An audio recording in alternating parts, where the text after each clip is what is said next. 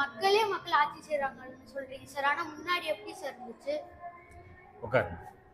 முதல்ல மனிதர்கள் வேட்டையாடிய ஒரு சமூகமா வாழ்ந்திருக்காங்க.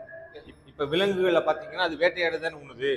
அதே போலதான் மனிதர்களும் முதல்ல வேட்டையாடிய ஒரு சமூகமா தான் இருந்திருக்கும். அதாவது ஆதிவாசிகளா தெரிஞ்ச இந்த மனித சமூகம் நாகரிக வாழ்க்கைக்கு திரும்பிய பிறகுதான் என்ன செஞ்சிச்சு?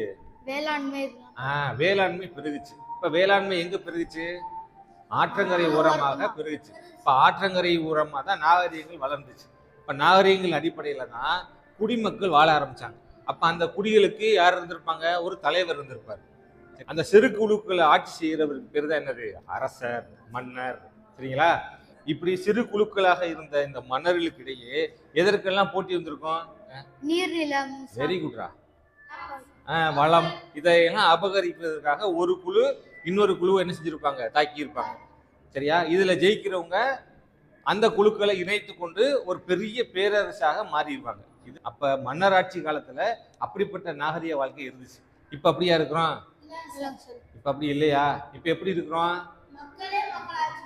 மக்களே மக்களை ஆட்சி பண்றாங்களா? அதுக்கு பேர் தான் என்னது? மக்களாட்சி. மக்களாட்சி.